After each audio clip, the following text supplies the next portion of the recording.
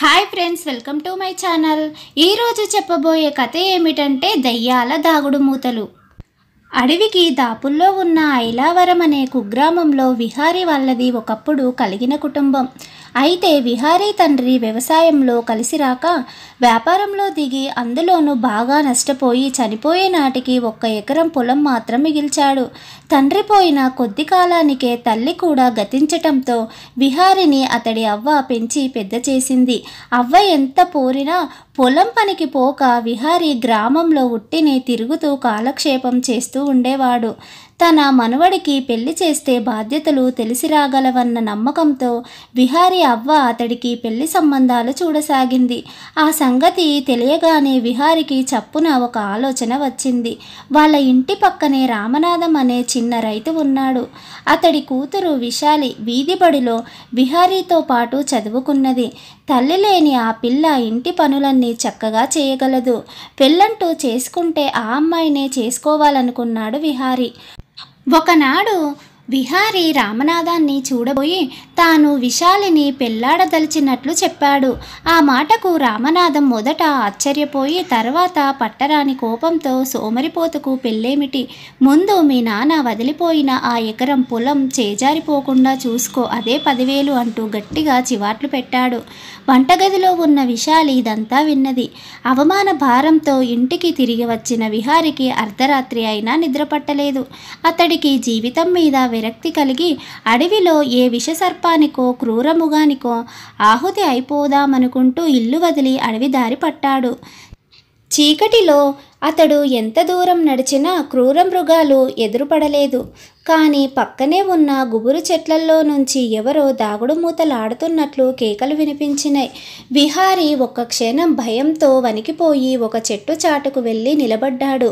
భీకరంగా ఉన్న తల్లి దయ్యం ఒకటి, ఒక పిల్ల దయ్యం కళ్ళు మూసి దాగుడు మూత దండాకోలంటూ అరిచింది. 3 పిల్ల దయ్యాలు దాక్కోడానికి చెట్ల చాటుకు పరుగులు తీశాయి. తల్లి దయ్యం మొహం మీద నుంచి చేతులు తీయగానే పిల్ల దయ్యం పారిపోయి దాక్కున్న మిగతా పిల్ల దయ్యాల కోసం బయలుదేరింది. అది చెట్టు చాటున నక్కుతూ కొంత దూరం వచ్చి విహారీ కంటపడగానే అమ్మోయ్ మనిషి అంటూ కుప్పకూలిపోయింది. ఆ వెంటనే దయ్యాలన్నీ పరుగు పరుగున వచ్చి విహారీ చుట్టుముట్టాయి. విహారీకి ప్రాణభీతితో మూర్ఛ వచ్చినంత పనైంది. తల్లి దయ్యం విహారీకేసి ఆశ్చర్యంగా చూసి పిల్ల దయ్యాలను దూరంగా పోయి ఆడుకోమని చెప్పి, పిశాచాలు తిరిగే వేళ అడవి మధ్యకు రావటానికి నీకెంత ధైర్యం? సరే, ఎందుకు వచ్చావో నిజం చెప్తే వదిలివేస్తాను. అబద్ధాలు పలికావో నువ్వు పిల్ల దయ్యాలను గాడిదలాగా మోస్తూ బతికున్నంత వరకు ఈ అడవిలోనే కాలం గడపవలసి వస్తుంది అన్నది. ఆ మాటలతో విహారికి కొంత ధైర్యం కలిగింది. అతడు తన పేదస్థితి గురించి దయ్యానికి ముందుగా చెప్పి తర్వాత విశాలిని పెళ్ళానంటే కాబోయే మామ రామనాథం చేసిన అవమానం వివరించి, నేనే ధనవంతున్నయ్యి ఉంటే ఆ రామనాథం ఇలా మాట్లాడేవాడా? విశాలి నా భార్య కానప్పుడు నీ బతికెందుకు, ప్రాణాల మీద ఆశ వదులుకునే ఈ అడవికి వచ్చాను అన్నాడు. దయ్యం విహారికేసి కళ్ళు చికిలిస్తూ చూసి, ఓస్ ఇంతేనా, ఆ డబ్బేదో కాకితో కబురంపితే పంపేదాన్ని కదా అంటూ పక్కన ఉన్న చెట్టు తొర్రలో నుంచి ఒక తోలు సంచి బయటకు తీసి గుప్పెళ్లతో బంగారు కాసు దాని నిండుగా పోసి విహారికిస్తూ, నువ్వేదో కథ అల్లటం కాక నిజమే చెప్పావనుకుంటున్నాను. ఈ బంగారం తీసుకుపోయి నువ్వు కావాలనుకున్న పిల్లను పెళ్లాడి హాయిగా బతుకు అన్నది. విహారీ దయ్యానికి వంగి దండం పెట్టి సంచితో ఇంటి దారి పట్టాడు. అతడు గ్రామం చేరేసరికి తెల్లవారిపోయింది. అతడు సరాసరి రామనాథం ఇంటికి వెళ్ళి డబ్బు సంచిని అతడికి చూపుతూ, నాకున్న ముష్టి ఎకరం పొలాన్ని, నా సోమరితనాన్ని తెగ హేళన చేశావు. ఇదిగో సంచి నిండు బంగారు కాసులు తెచ్చాను. నీ కళ్ళు చెదిరిపోగలవు. ఇప్పుడు విశాలిని నాకిచ్చి పెళ్లి చేసేందుకు నీకెలాంటి అభ్యంతరం ఉండదనుకుంటాను అన్నాడు. రామనాథం ఆశ్చర్యపోతూ తోలు సంచి తీసుకొని మూత విప్పాడు.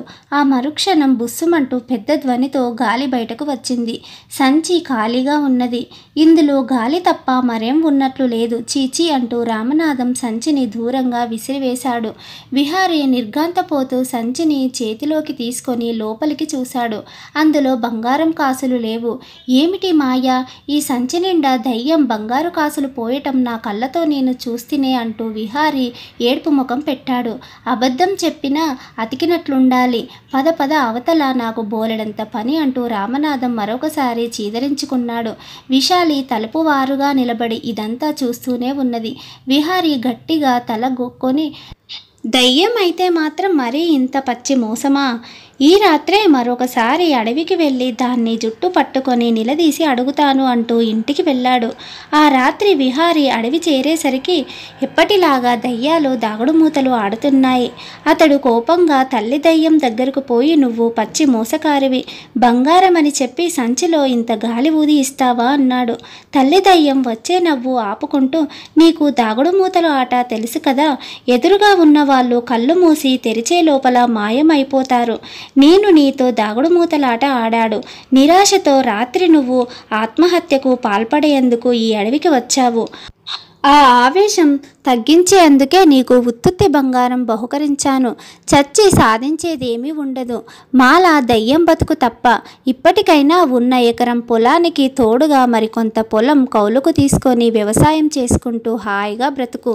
భర్త ఏ సోమరిపోతో లేక దయ్యాలు భూతాలు ఇచ్చిన డబ్బు తెచ్చేవాడో కాక కష్టపడి సంపాదించేవాడంటేనే భార్య గౌరవంగా చూసుకుంటుంది అన్నది. ఆ మాటలతో విహారికి తానింతకాలంగా గడిపిన జీవితం పట్ల వ్యవ్యభావం కలిగింది. అతడు తన కళ్ళు తెరిపించిన దయ్యానికి కృతజ్ఞతాభావంతో నమస్కరించబోయేసరికి అది కాస్త మాయమైపోయింది. విహారీ వెంటనే అక్కడి నుంచి కదిలి ఇల్లు చేరేసరికి వాకిట్లో నిలబడి ఉన్న విశాలి, డబ్బు బిచ్చమడగడానికి ఇంత అర్ధరాత్రి దయ్యాల దగ్గరకు వెళ్ళావన్నమాట అన్నది. విహారీ ఉలిక్కిపడి, అదంతా గతం, ఈనాటి నుంచి ఒళ్ళొంచి వ్యవసాయ పనుల్లో దిగబోతున్నాను అన్నాడు. విశాలి ఏదో అనంతలో రామనాథం ఇంట్లో నుంచి బయటకు వస్తూ, ఈ మాత్రం బుద్ధి నీకు లోగడే ఉంటే నా కూతుర్ని మీ మనవడికి చేసుకోమని మీ అవ్వ దగ్గరకు ఏనాడో వచ్చి ఉండేవాణ్ణి అన్నాడు. ఆ మాటలకు విహారీతో పాటు విశాలి కూడా పరమానందం చెందింది. కథ సమాప్తం. మీకు గనక ఈ కథ నచ్చినట్లయితే లైక్ చేయండి, షేర్ చేయండి, కామెంట్ చేయండి. మరిన్ని మంచి మంచి కథల కోసం నా ఛానల్ని సబ్స్క్రైబ్ చేసుకోండి.